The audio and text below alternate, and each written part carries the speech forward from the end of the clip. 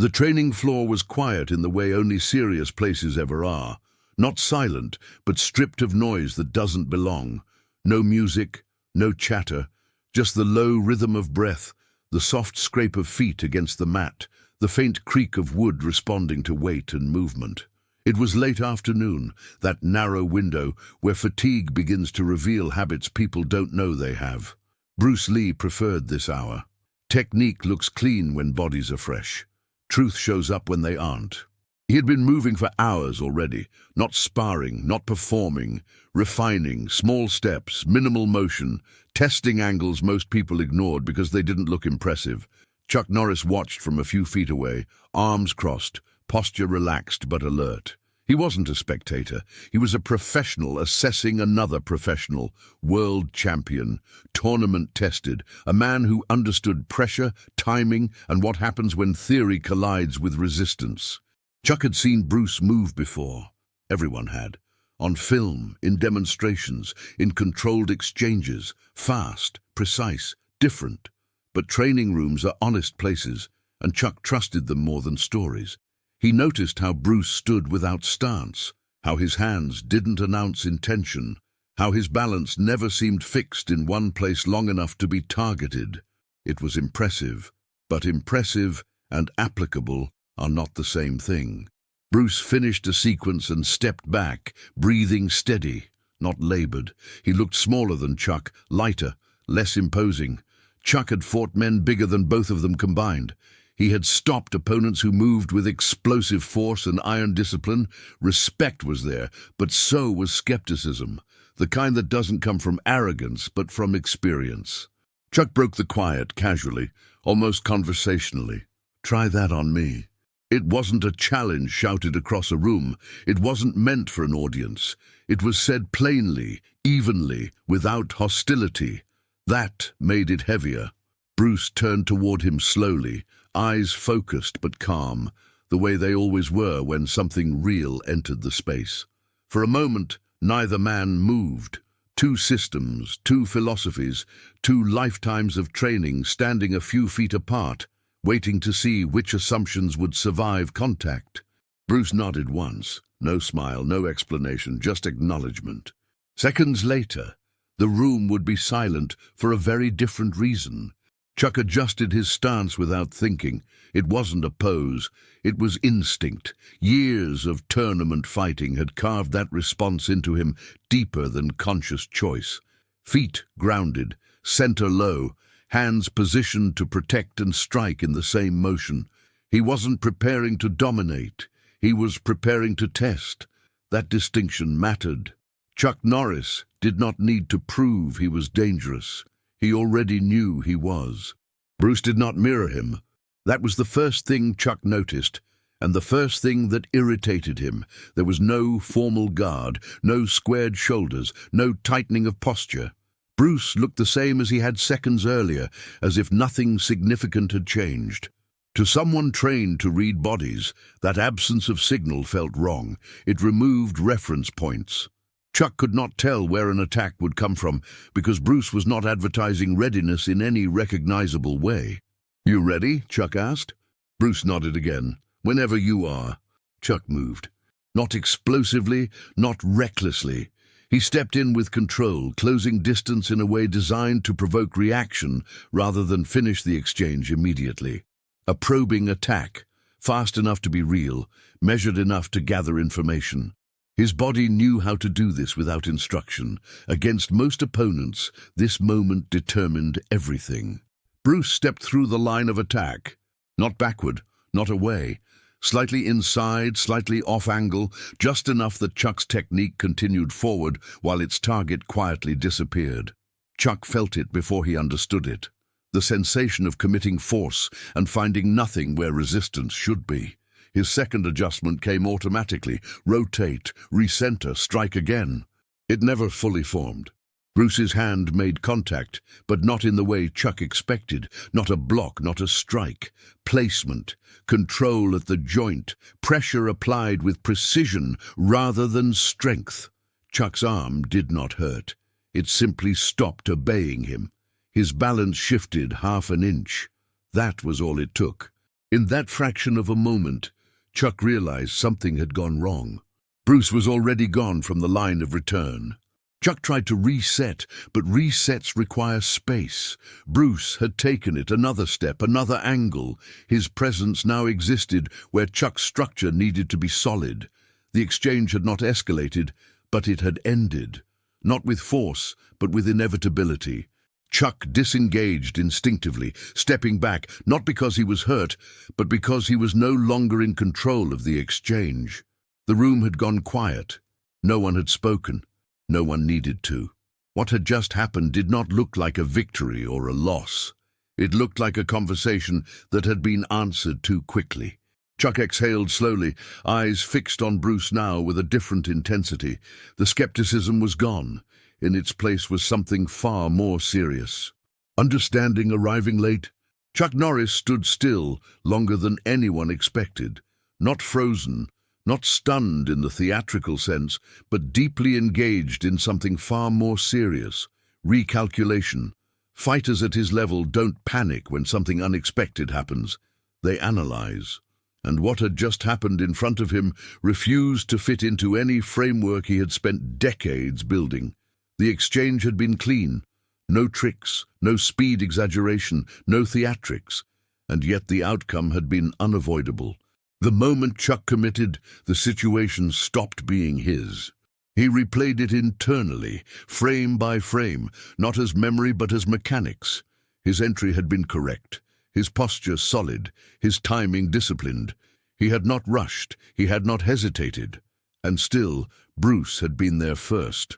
Not earlier, not faster in a visible sense, but sooner in a way that bypassed reaction entirely. That distinction mattered. Chuck had trained speed, he had trained explosiveness, he had trained counters. What Bruce demonstrated existed beneath all of that, in a layer Chuck realized he had rarely explored. Bruce didn't hold a stance, he didn't reset, he didn't posture or signal readiness. He simply existed in the space, relaxed, breathing evenly, eyes calm, as if nothing remarkable had occurred. That lack of ceremony was disorienting. Chuck had spent years around fighters who needed acknowledgement after exchanges, nods, tension, a visible shift in energy. Bruce offered none of it. There was no, "now it's my turn." There was only quiet presence. That silence did something unexpected to the room. The air itself seemed heavier, like everyone present had subconsciously leaned forward at the same time. No one spoke. No one laughed. This wasn't friendly sparring anymore, but it wasn't hostile either. It was something more uncomfortable, a lesson unfolding without permission. Chuck stepped forward again, slower now, not because he was cautious, but because he understood speed alone was no longer the variable being tested. This time he committed fully. No probing, no partial entry. This was decisive movement, clean, powerful, intentional. If Bruce's approach depended on hesitation or uncertainty, this would expose it immediately. Bruce moved, not abruptly, not explosively. There was no visible acceleration, no dramatic shift. He simply wasn't where Chuck expected him to be anymore. Distance collapsed and reformed simultaneously. Chuck felt pressure near his centerline, not as force but as inevitability.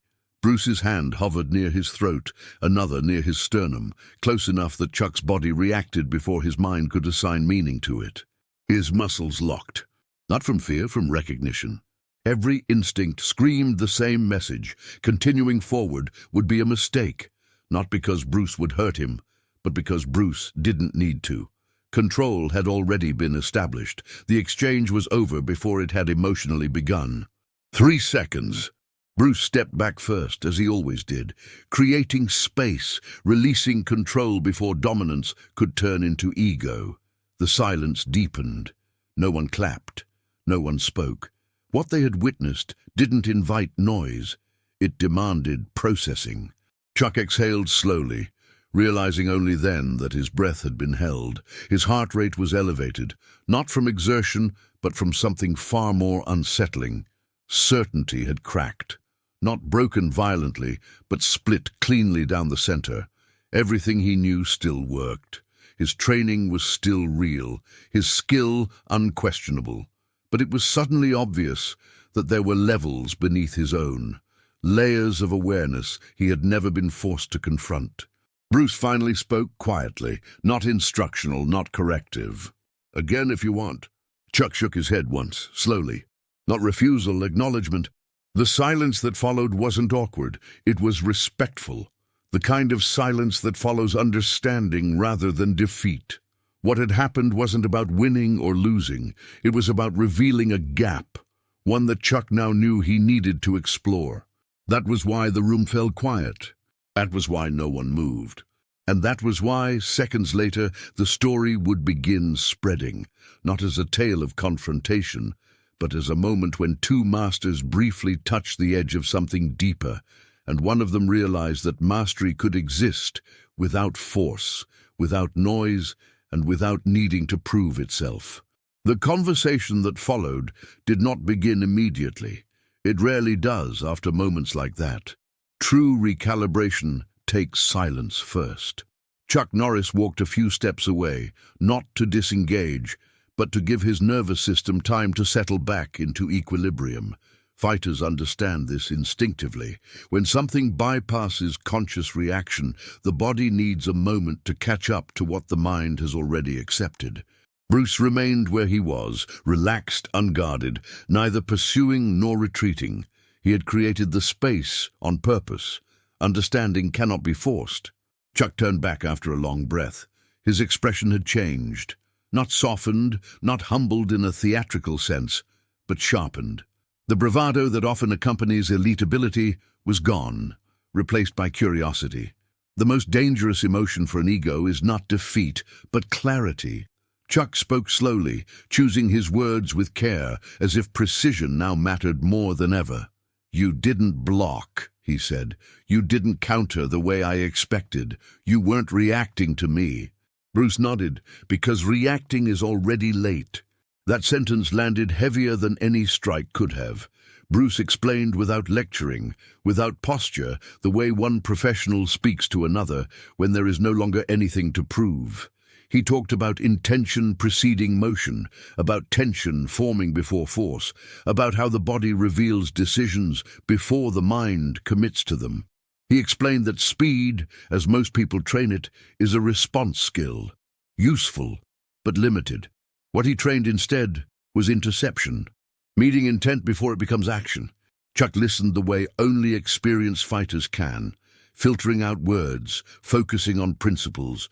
Bruce spoke about efficiency, about removing wasted motion, about not meeting power with power, but with positioning so precise that power never arrives. He described training that looks unimpressive from the outside, repetition without spectacle, hours spent refining awareness rather than combinations, years of discipline that don't produce trophies, only control. Someone nearby asked how long it took to develop that level of timing. Bruce paused. "My whole life." That answer ended the questions. Chuck understood then why the silence earlier had felt different. It wasn't intimidation, it wasn't dominance, it was inevitability. Bruce hadn't won the exchange. He had removed uncertainty from it. Chuck had felt, for the first time in his career, what it meant to be inside someone else's rhythm instead of imposing his own. He extended his hand, not ceremonially, not for show. Bruce shook it without emphasis, two professionals acknowledging alignment rather than hierarchy. No audience reaction followed, no applause. The moment didn't belong to spectators. It belonged to understanding. Later, Chuck would describe that day not as a confrontation, but as a recalibration. He would say that everything he knew still mattered, but that Bruce had shown him the difference between physical readiness and perceptual readiness, between being fast and being early, between strength and inevitability. And that was why the room had gone silent, not because anyone lost, but because everyone present felt in real time the moment when speed stopped being impressive and awareness became undeniable. And that silence lasted far longer than the exchange itself. Years later, When people tried to retell the moment, they often got the details wrong. Some said it was a challenge, others said it was a test of egos, a clash between two legends measuring themselves. But Chuck Norris would always correct them. He insisted it wasn't a fight. There were no blows exchanged, no winner declared, no humiliation. What happened in those seconds was quieter and far more consequential. It was the moment he realized that mastery does not announce itself through force, but through absence of struggle. Chuck would explain that nothing about Bruce felt aggressive. There was no tension in his shoulders, no coiling of muscles waiting to explode, no performative readiness. Bruce's body was prepared, but his mind was unoccupied. That distinction stayed with Chuck long after the encounter. He had trained to be dangerous. Bruce had trained to be unavoidable. The difference between those two states changed how Chuck understood combat, training, and even teaching. Bruce never spoke about the moment publicly. He didn't need to. For him, it wasn't an achievement. It was a natural byproduct of how he lived. Training wasn't something he did in preparation for moments like that. It was something he did every day, regardless of who was watching, regardless of whether the world ever noticed. The exchange with Chuck was not special because of who Chuck was. It was special because it revealed what happens when preparation meets reality without ego interfering. In the years that followed, Chuck's approach subtly shifted. He still trained hard, still maintained discipline, conditioning, and structure. But beneath all of it, he began searching for something Bruce had demonstrated without explanation: the ability to resolve conflict before it fully forms. He explored timing, awareness, and perception with the same seriousness he once reserved for technique. He learned that speed could be refined endlessly, but awareness changed the game entirely. That is why the story endured. Not because it was dramatic, not because it was violent, but because it revealed a truth that unsettles people who train only what can be seen, that the most decisive exchanges happen before impact, that control can exist without collision, and that real mastery leaves behind silence, not spectacle. When people ask what happened after Bruce said, "Try that on me," Chuck always answers the same way. "Nothing happened," he says. And that's how you know the story is real. Because in those seconds, history wasn't made by noise or force, but by the quiet realization that some fights are decided before they begin.